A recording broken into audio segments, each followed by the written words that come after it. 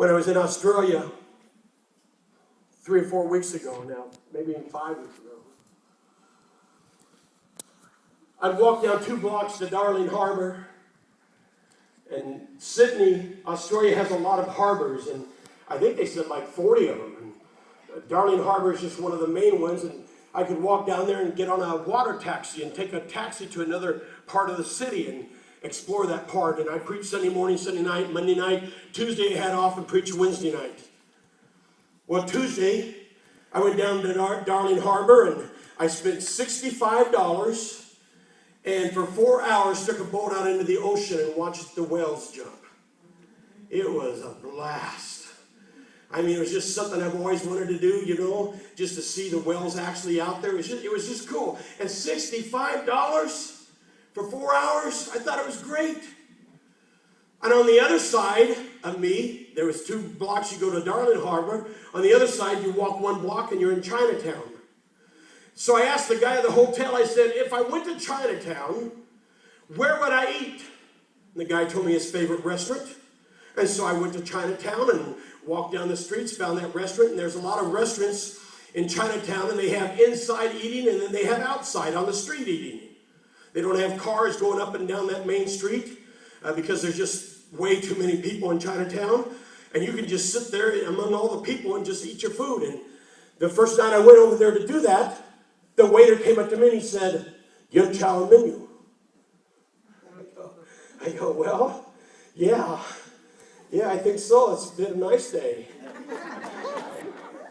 And he kind of looks at me, "Yum Chow our menu." And I go, Paul, my name's Paul.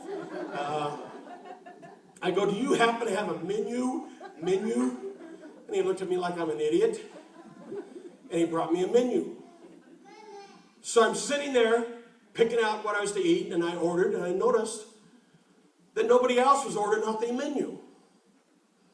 And I watched as this thing happened, and it'd be like these young ladies would come out with these huge trays of food and walk by people, and if you wanted something on the tray, well, then you'd point to it, and they'd give it to you, and then mark a little ticket on your table that you took a helping of that.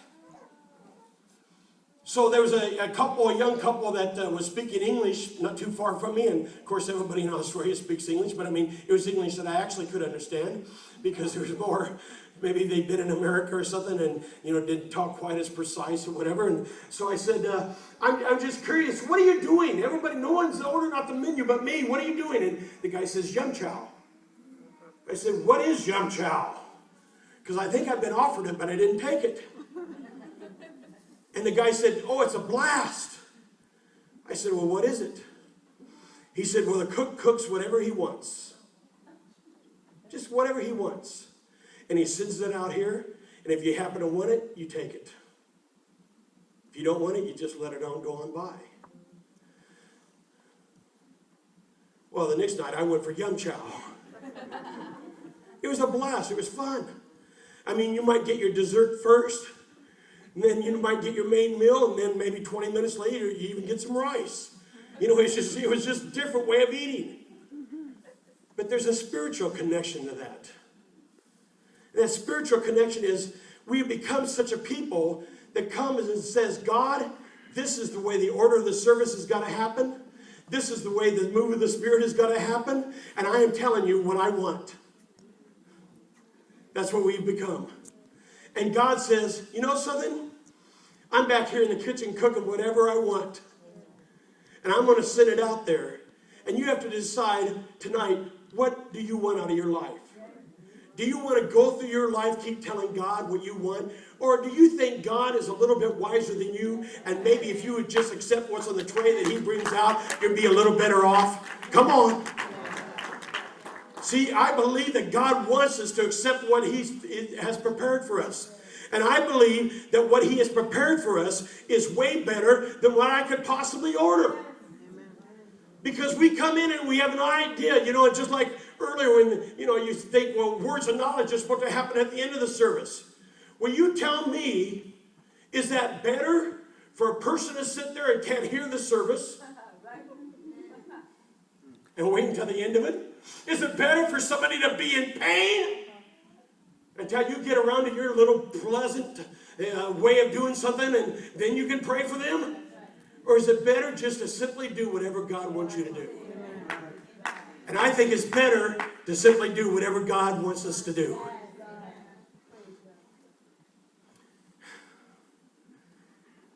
This person, and it happened right before I came up here last year, and so I might have shared part of this with you, but I was supposed to go to and preach at a church, and it was a church in Kansas, and it was a small church. It was at Leon, Kansas, and I mean, it's just a tiny little place, and dirt streets, and they had asked me to come up there, and then they had told me after I agreed to come up there that they had 8 people.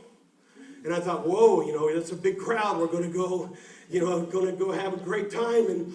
And I went up there, and they had agreed to get my hotel room, which is one of the things I always ask for is a hotel room. And they had agreed to do that. And so I went up there, and I drove by the church, and they hadn't mowed the lawn. It just looked like a piece of junk. And I mean, the church just looked terrible, in my opinion. And I just thought, man, alive.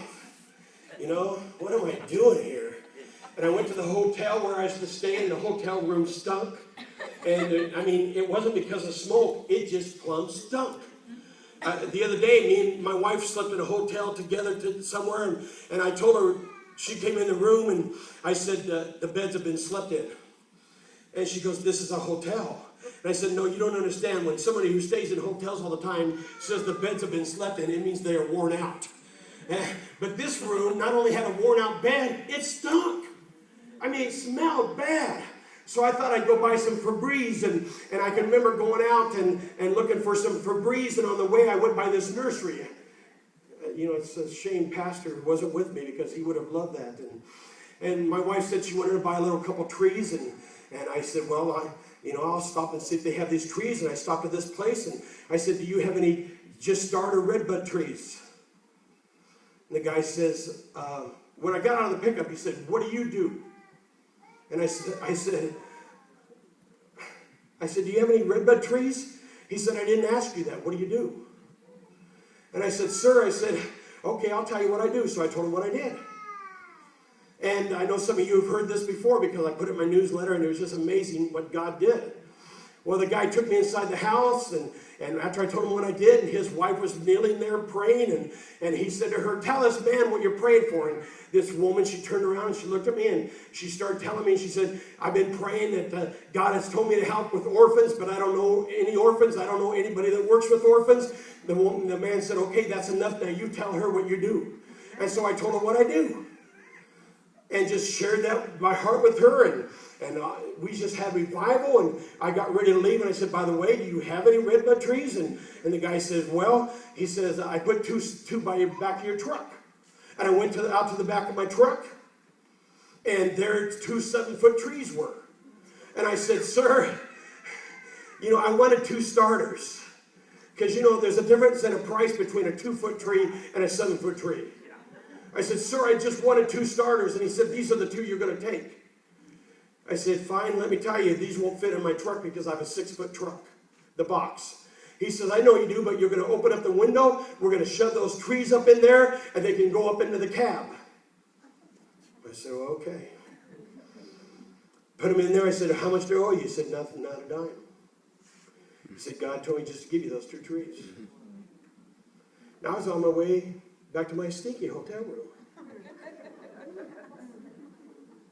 It stunk. I don't care how much Febreze you sprayed.